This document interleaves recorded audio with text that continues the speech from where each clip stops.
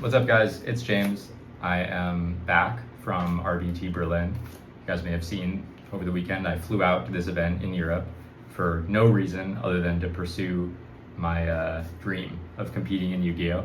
And I played a classic deck, Vayu Turbo. There are a lot of spicy, interesting decks played by the German and French and pan-European players. I was not one of them. I played a very standard Vayu Turbo deck. I will say a little kind of backstory, like a couple weeks ago, Alistair, Frog OTK player on my team, posted something that he went like 90 and 10 on DB ladder just with his fork deck.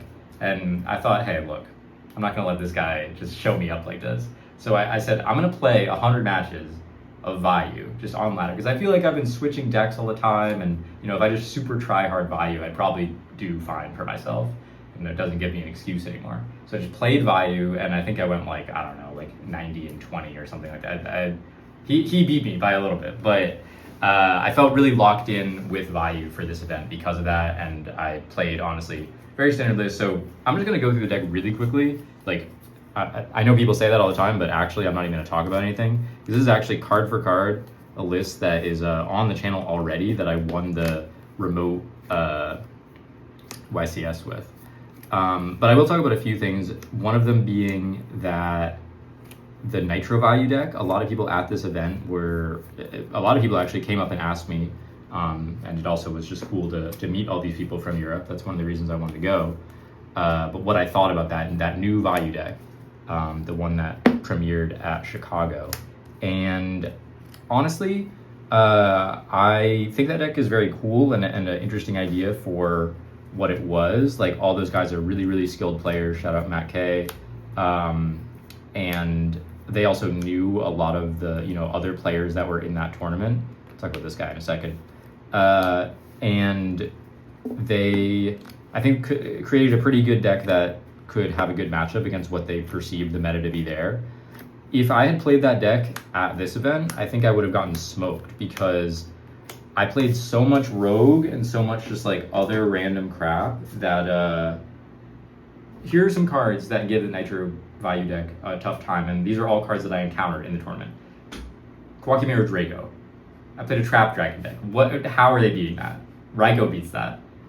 Ancient Gear Gadgeton Dragon. They didn't even play Bottomless. They played Deep Prison. How are they outing that?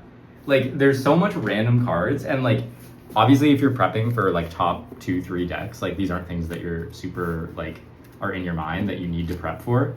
To some sense I would agree, but like playing on ladder and playing in this event, which was like a pretty wide field apparently, I didn't really know what to expect. But yeah, I mean, Raiko is a very good answer to all these like random problem cards, and I think it becomes pretty clear when you cut it that you're really reliant on Dark Armed or like Return or like very specific play sequences to out those. And yeah, would have really like not fared well for me in this tournament. One word on charge. I played one hamster, one charge.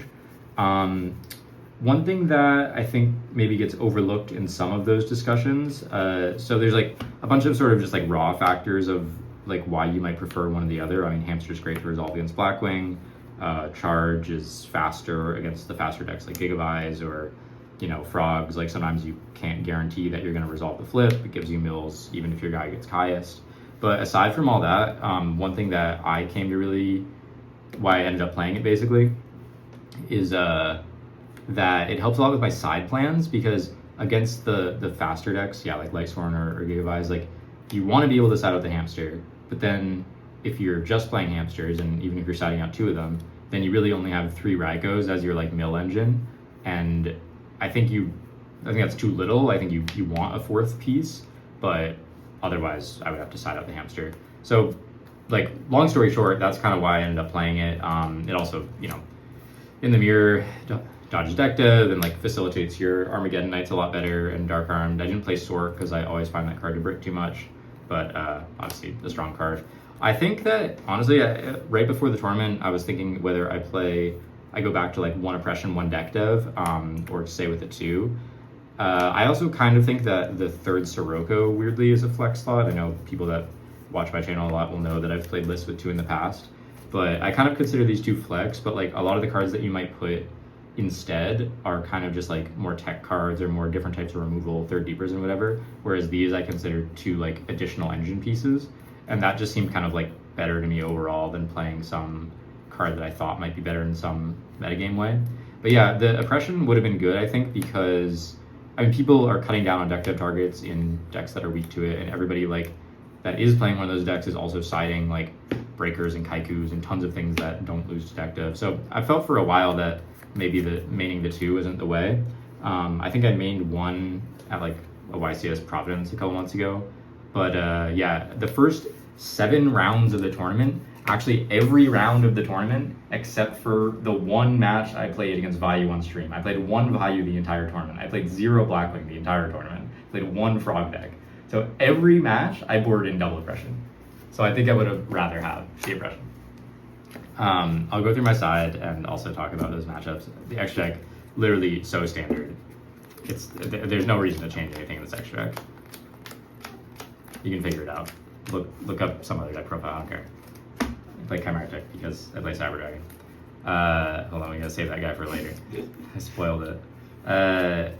Crow is good in the mirror. I don't care what anybody says. It's the thing about Crow, this is also something like, you know, this deck profile, obviously deck profile value, whatever, but a couple things that I want to touch on. There are things that people DM me about, ask me about all the time. I do think Crow is good in the mirror. I know there's some other value players that don't think that, but Crow to me, the importance of it is like, it's really good paired with other traps. Like, people talk about that in Current, right? Like, you know, pairing your hand traps and stuff like that, but it's like the layers of interruption. Like, so even if they have removal for your back row or Raiko or whatever, it just lets you play through multiple things, and you can really, I think, kind of checkmate a lot of scenarios when you have like multiple interrupts in that way, and really like insulate yourself. Also, I'll also say there were like very few interesting games in this tournament. I think I played very clean, actually. I think I probably only misplayed like once or twice in this entire tournament, I think.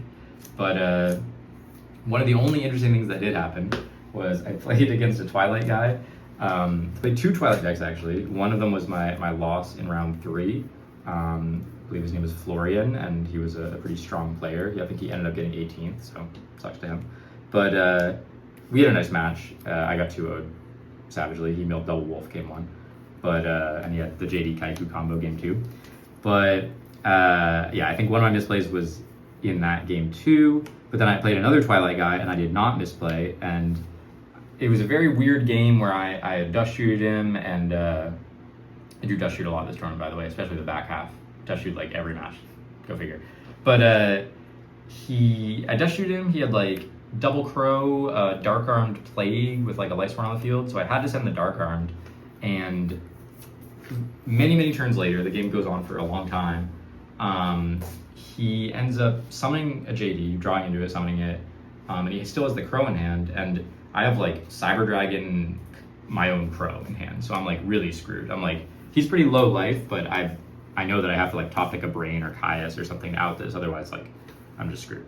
And so a couple turns go by, like I think I end up drawing a second crow and I set it and make him pay to blow it up. So he's down to like 400 life, but I'm down to like 800 life. And so Brain Control isn't even out anymore, and I just have the Cyber Dragon crow in my hand, and I'm thinking, what am I gonna do? And he goes like, attack with JD, you know, pet pays, blows up, whatever. Main phase 2, summon Consecrated Light. And he has Necro Gardener engraved, but I just end phase Crow the Gardena and summon Cyber Dragon and beat over for game. And I was literally sitting there like, how am I gonna win this game? Like, how am I gonna win this? And he just gave it to me. I mean, it wasn't even a misplay from him. That's the messed up thing. I don't even think he misplayed because he had the Gardena. I had 2 cards in hand, Cyber Crow. So sorry to that guy. But yeah, I don't know. I played against Ancient Gear. He had Ancient Gear Beast and Kaiku. He beat me 1 game with that. What am I supposed to do against that? But I did win that round, and I played, I don't know, I just drew Dark Armed a lot in the back half of the tournament, to be honest. What do you feel about the European meta versus... Why are there so much machines? There was a ton of machines. I had these, I mean, obviously I had the double Cyber Dragon, but so much machine, so much Jinzo OTK. There were like 3 guys playing that, one of them topped. Apparently went undefeated in Swiss. Is that right? Or I don't know if went undefeated, but yeah, pretty close. Like there's a guy that top tables all day with it, so pretty strong. Also, that's a really scary deck to play on ladder. I hate playing against that deck. I hope it doesn't become popular. I don't really necessarily think it's that good. I played Dyna over Fiend. That's maybe something to talk about. I usually like Fiend. I'm a pretty big Fiend believer, but I thought there were going to be a lot of Gigaplant people. And there were, like, people like Chess Prime came out from the United States. Something that I also came to believe is that I actually just don't really think you need to side very many cards against frogs. I think that's kind of like, once you understand the matchup and you understand how the deck plays, like, I typically board out my bottomlesses, but even if I had to keep them in, or if I have to keep in my like Storm and MST, which are also like cards that come out usually, like everyone sides Deep Prisons now, so these are like okay cards to keep in. If I have to keep in my Hamster, which is a card that sometimes people board out, Hamster's honestly fine, especially against Hero Frogs. So like I really don't side that many cards against frogs. Typically it's just like and like maybe one oppression, depends if I'm going first or second, and depends on their build. But I really think like this is fine, and then yeah, this just as a better card against Gigaplant than the Fiend would be. But did you end up playing any frogs during your break? I played one Hero Frog guy, but I think, no disrespect to him, but he wasn't the strongest player, and I just drew like Dark Armed and decked out an oppression, so it didn't really matter. I didn't play any Blackwing, but I did put these in against a couple of the decks. In Top Cut, both decks I played against, I would essentially say were Machina Hero. In top 16 was Dion, cool guy, shout out to him, and he was playing like the Black Salvo deck that probably people have heard about. And that, but that still plays like a Prisma and Stratos engine, and a lot of games is kind of just still based around the 1800 guys. But yeah, I don't know, Depression, Rogue, and I kind of sacked him game 3, whatever. So anyway, these are like kind of the flex slots on the side, and I mean, I'm including Dyna in this, but I definitely wanted to play some amount of like Dyna or Fiend, and maybe 2 of it, but so that was like kind of in the config there. I think all of these, I'm pretty happy with these. And Lightning Vortex, I ended up feeling like, I think I'm happy with Lightning Vortex too. I've been back and forth, but I really was worried about Light Sworn and Twilight in these decks. I think Lightning Vortex is good. I did activate it, I think once or twice. It cleared a Light Sworn board, and also like cleared a Gigaplant. I was trying to like attack over it. I did play against one Gigaplant. Then these are the slightly non-standard cards, classic items. It's a cute card right there. Yeah, this is this is for Light Sworns. I mean, like, no explanation there. I like that it can stop them from summoning the wolf even in damage step, and it's just like an additional floodgate in addition to the oppression. I feel like you win a lot against Light Sworns by just going like Stardust on a floodgate, so I play another floodgate. I drew it once, and I think I probably should have won that game, but it was the game that I lost, like I was saying in round 3. And Jujutsu is basically just like a 4th card against Blackwing. I go back and forth, like sometimes I do overall think that Vayu is pretty favored against Blackwing, but depends on the player. And I always board in 3 Dust, and I go back and forth on whether I think a 4th card is necessary. A lot of people play like Starlight Road, My Body, like random things like that. So people could board in Cyber Dragon, but I think like especially if you're boarding in Dust, like you need bodies to go with the Dust. You know what I mean? So Jujutsu fulfills a nice role, and one thing that I like about it is a lot of people side Nobleman and Minecon now, and so a lot of times post board, if you watch a lot of my replays and stuff, I'll do things like set Vayu turn 1, and if I have like a prison or a Caius to convert it or something, and I try to like Nobleman check in that way. I guess it's like kind of go format type stuff. But the problem with doing that is like if you don't have the Caius to convert it, or if they like use an MST or something and can Shura over it, like then you just look really stupid. Like if they don't have the Nobleman, then you're basically just like wasting a turn of development.